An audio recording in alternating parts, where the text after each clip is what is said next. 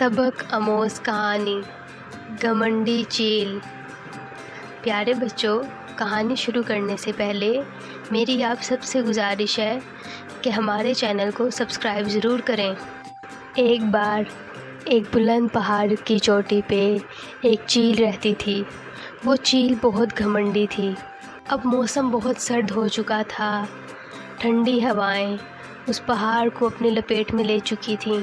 वो चील को बहुत ज़्यादा घमंड था कि वो दुनिया के बुलंद तरीन पहाड़ की चोटी पे रहती है।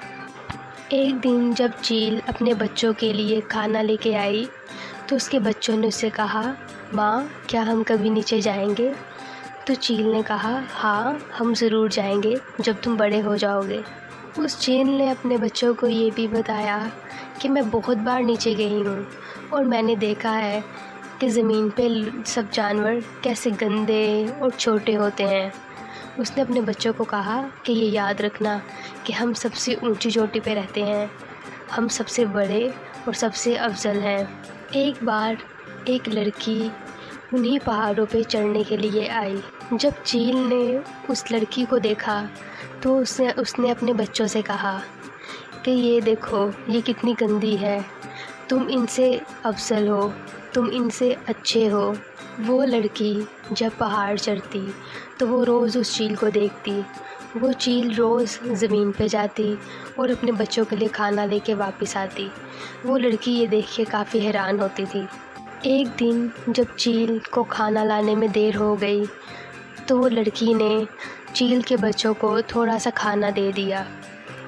चील ने आके उन्हें कहा कि तुमने मेरे बच्चों को खाना क्यों दिया? उसने कहा कि वो भूखे थे, मैंने उनको खाना इस वजह से दिया।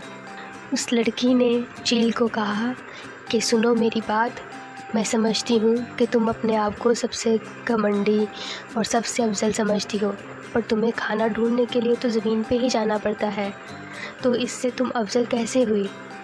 उस चील ने उसकी तरफ हैरान होकर देखा।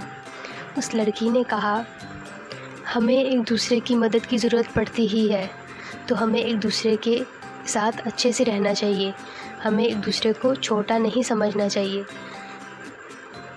चील ने कहा, हाँ, मैं समझ गई और तुम्हारा बहुत शुक्रिया, तुमने मेरे बच्चों को खाना दिया।